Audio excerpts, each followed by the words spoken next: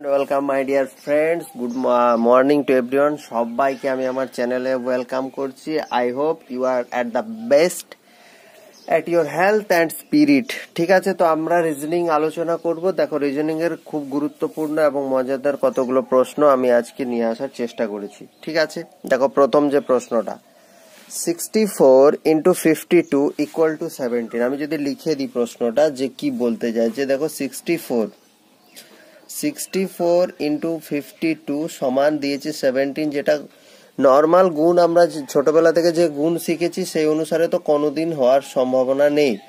48 into 56 সমান 23 কি করে হয়? গুণে তো বাড়ে, এবার সংখ্যাগুলো কমে কমে গেছে। আবার দেখো 74 ইন্টু 35 সমান হয়ে গেছে 19। তাহলে কি করে হচ্ছে? রিজনিং এর প্রশ্ন করছি, তার মানে এটুকু বুঝতে পেরেছি যে কোনো একটা ট্রিক্স কে ফলো করা হয়েছে। তো আমরা ভালো করে দেখবো কোন ট্রিক্স। তাহলে ভালো করে যদি দেখো, তাহলে এতদিন রিজনিং করার পর কিছু কিছু জিনিসপত্র তোমার মাথার মধ্যে অলরেডি ঘুরপাক খাবে। যখন গুণ করে হচ্ছে না, তাহলে একবার যোগ করে দেখা যাক।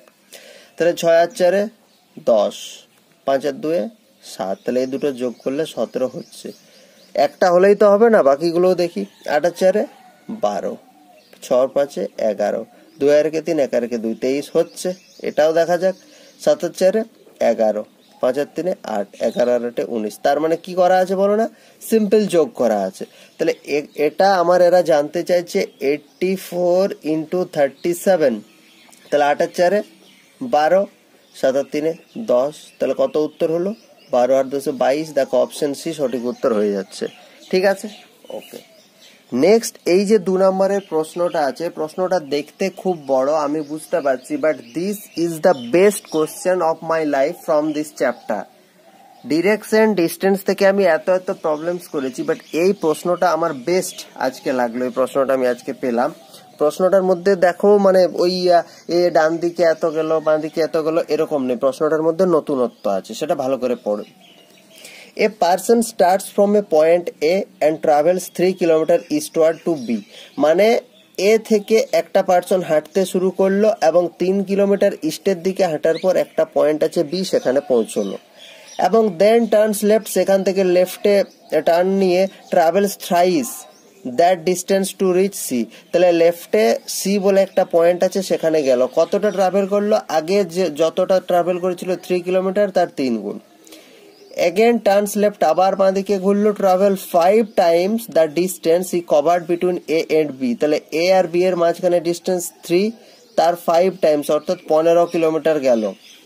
ঠিক আছে, and reach his destination D, the shortest distance between the starting point and the destination. খুব ভালো প্রশ্ন, আমরা ছোট সলভ করার চেষ্টা করব স্টেপ অনুযায়ী। তাহলে প্রথম থেকে, person starts from A point A and travels 3 kilometre eastward to B.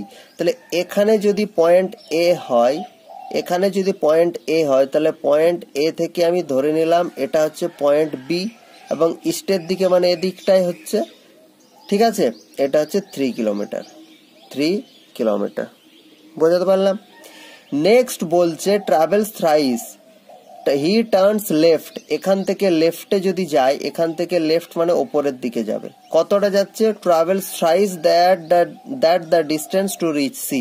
তাহলে এর 3 গুণ, মানে এখানে ধরে নাও সি পয়েন্টটা আছে, তাহলে এটা 3 হলে এটা কত হবে? এটা 9 হবে। এরপর কি বলেছে? হি অ্যাগেন টার্নস লেফট, এখান থেকে আবার লেফটে যাওয়া মানে কোন দিকে যাবে? এদিকে যাবে।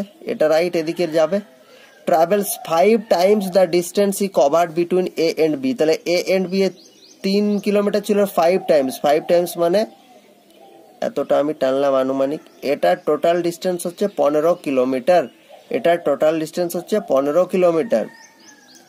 and reaches his destination D, এখানে D আছে। প্রশ্নে চাইছে the shortest distance between the starting point the destination. তাহলে ডেস্টিনেশন ডি মানে এখানে, আর স্টার্টিং এখানে। এই যে ডিস্টেন্সটা, এই শর্টেস্ট ডিস্টেন্সটা বের করতে বলেছে। তাহলে আমরা এটা বুঝতে পারছি যে আমাদেরকে পিথাগোরাস লাগাতে হবে, বাট এখন আগে তো আমাদেরকে ত্রিভুজটা বের করতে হবে। তাহলে দেখো, এটা আমার শর্টেস্ট ডিস্টেন্স হচ্ছে। তো তাহলে এখান থেকে যদি আমি একটা ত্রিভুজ আঁকার চেষ্টা করি, তাহলে দেখো এখান থেকে আমি মানগুলো পেয়ে যাবো ইজিলি।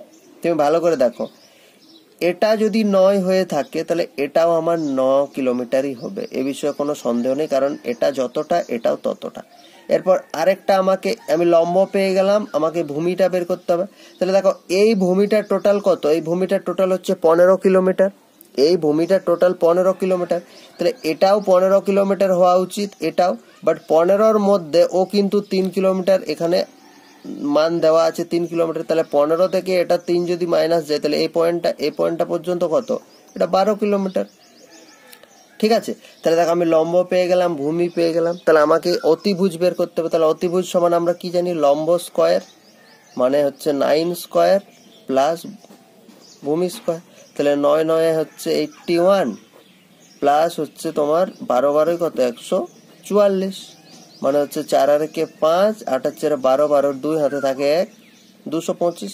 তাহলে এটা অতিভুজ স্কয়ার সমান হাইপোটেনাস স্কয়ার সমান এটা। তাহলে হাইপোটেনাস সমান কত, √225, মানে অ্যাকচুয়ালি এটা হচ্ছে 15 কিলোমিটার, 15 কিলোমিটার। অপশন সি আছে, দেখো 15 কিলোমিটার আনসার। ঠিক আছে, দেখো খুব সোজা, খুব কিন্তু টাফ ছিল না, খুব যে টাফ ছিল অঙ্কটা ছিল না, বাট ট্রেডিশনাল ওয়েতে করলে কিন্তু পারবে না, এটা বুঝে বুঝে বুঝে বুঝে করতে হবে, এই জন্য কোশ্চেনটা এত ভাল লাগলো আমার। চলো নেক্সট, আজকের যে শেষ প্রশ্নটা নিয়েছি সেটাও একটু ইম্পর্টেন্ট টাইপের, বাট সেটা ক্যালেন্ডারের থেকে প্রশ্ন। দেখো প্রশ্নটা ভালো করে পড়ো। The birthday of why was celebrated 6 days before x. তাহলে এক্স এর জন্মদিন যেদিন তার 6 দিন আগে ওয়াই এর জন্মদিন। এক্স এর জন্মদিন দেওয়া আছে 4 October 1999। The independence day of that year fail on Sunday. এই দেখো আমার একটা স্ট্যাটিক ইনফরমেশন দেওয়া আছে, আমাকে এখান থেকে এগোতে হবে। Independence day of that year fail on Sunday, এখান থেকে আমাকে এগোতে হবে। তাহলে বলছে ওয়াই এর জন্মদিনটা কবে, যদি না এটা একটা লিপ ইয়ার হয়ে থাকে। তাহলে দেখো আমার একটা প্রশ্ন দেওয়া আছে, সেই বছরে অর্থাৎ 1999 এর ইন্ডিপেন্ডেন্সটা সানডে পড়ছে, তার মানে 15 অগস্ট ইন্ডিপেন্ডেন্স ডে 1999। এটা আমার প্রশ্নে বলে দেওয়া আছে, এটা আমার প্রশ্নে বলে দেওয়া আছে সানডে। তাহলে এটা যদি সানডে হয় তাহলে এরপর আগে আমাকে বের করতে হবে যে এক্স এর বার্থডেটা কি বার পড়ছে। এক্স এর বার্থডে হচ্ছে 4 অক্টোবর, 4 অক্টোবর মানে হচ্ছে 10 1999, এটা কি বার পড়ছে। তাহলে দেখো ভালো করে যদি আমি দেখি তাহলে অগস্টের 15 দিন অলরেডি চলে গেছে, আর 16 দিন বাঁচে। তাহলে অগস্টে আর 16 দিন বাঁচে, ঠিক আছে, অগস্টে আর 16 দিন বাঁচে। সেপ্টেম্বরে আর কত দিন বাঁচে, সেপ্টেম্বরে 30 দিন বাঁচে, অক্টোবরে 4 দিন বাঁচে, সরি অক্টোবরে 4 পর্যন্ত যেতে হবে আমাকে।